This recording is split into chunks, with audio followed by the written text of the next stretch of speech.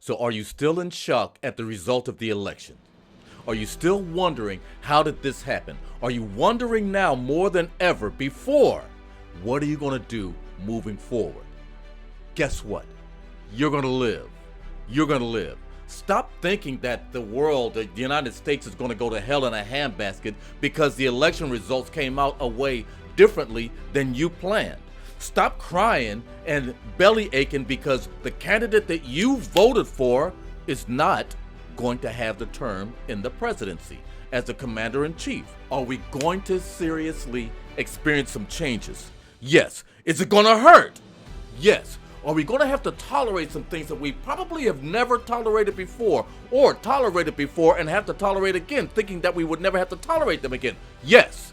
Is it going to mean that there are some changes that need to happen around in our households? Yes.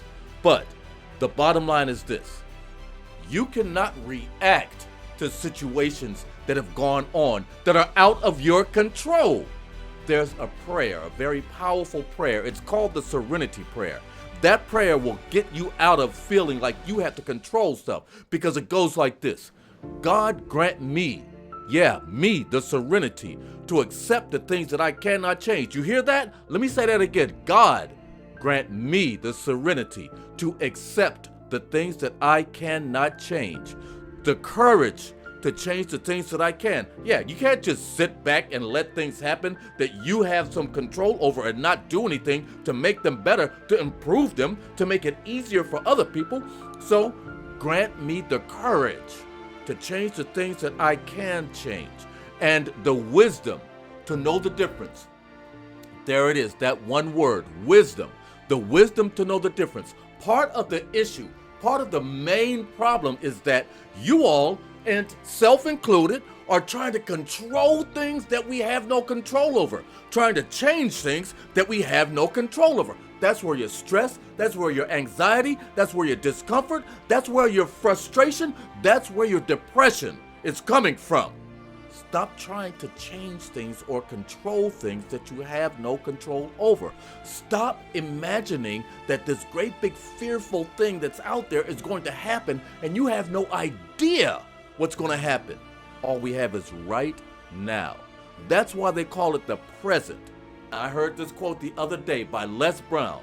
Les Brown was listening to a man that said, "You may be through with your past, but your past is not through with you."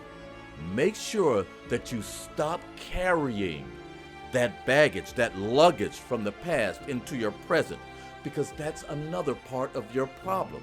You see, I voted for the other person. I voted for the other person. Not because I was so into their policy and everything like that, but that policy was more in line with me. Now, the truth is that there are some things in this policy of this present person that's going to be in that seat that align with me as well. There are some things that do align with me. I have to admit that. But you know what? My expectation is that there is some good that's going to come out of this situation.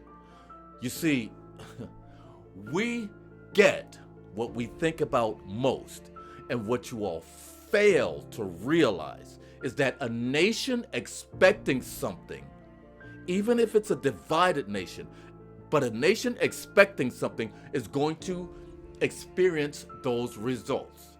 There's a gentleman who pastors a church that I won't name, and you know, our beliefs are a little bit different, but I love the way that he brings the word. But at any rate, he said that sometime God lets us become subject under rulers because he needs to chastise a nation. He needs to chastise a people because we have stepped away from morals and principles that have been foundational. You can't live in a world and expect to thrive where you just make the rules up as you go, where you just change the rules as you go. That does not work. See, here's the situation with that as well. What matters right now is that 1 + 1 still equals 2. 1 + 1 still equals 2. There's the law of gravity, which will not be changed. It doesn't matter how you try to augment it. It doesn't matter how you try to shift it or make it manifest in different ways. It's not going to happen. The reality is this: we become what we think about most. What are you thinking about? What are you thinking about? What's going on in your mind? What are you thinking about? Are you thinking about the fact that we live in a divided nation? Are you? Or are you thinking about the fact that we need to heal as a nation? Look, remember this if you don't remember anything else that I have said. Thank God that politics and politicians are temporary. People are permanent. Yeah, people may die and pass on and move to another plane of life and another generation comes up, but people will always be here. We will always be here. So if you don't like something and we can change it, let's change it. Don't continue to sit back idly and then complain when something happens that you don't like. Come on, you're being a hypocrite. I told so many people out there, listen, I didn't care whether you voted for one side or another side, as long as you cast your vote. I can recall telling one African American man, one black man, listen, you need to vote. I don't care who you vote for. You need to vote. And he was like, yo, I'm not voting for anybody. I don't ever vote for anybody. And I told him, listen, okay, I can understand where you're coming. I really can't understand where you're coming from. I hear where you're coming from. But you need to understand that there are our great-great-grandmothers. There are our great-great-grandfathers who died, who were beaten just for the right to vote. And if you don't vote, that's your choice. But don't you dare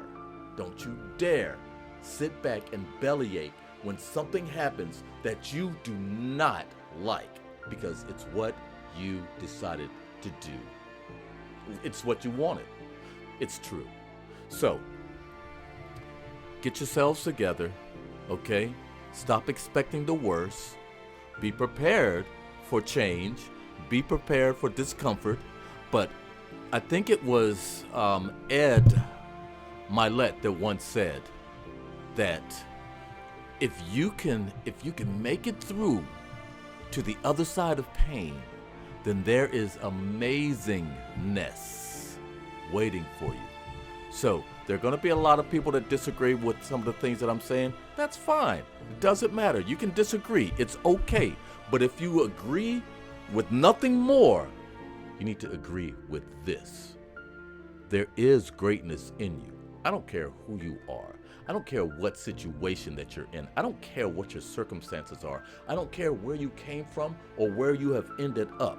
What do you want your life to look like? You see, because there's nobody else responsible for your life but you. All this stuff that goes on the outside, that stuff is influential stuff, but it's an external influence. The internal influence is the biggest thing, and you are your biggest internal influencer. So what do you want your life to look like? What do you want your life to look like? Now, if you don't know, take some time to figure out. And then guess what? Go to it. Do it. Create it like you want to create your life. Nobody else can tell you how to live. Nobody else has the right to tell you how to live. You are the only one who can determine what your life will look like. Now, the thing with that is this: you have to deal with the consequences of the choices that you make.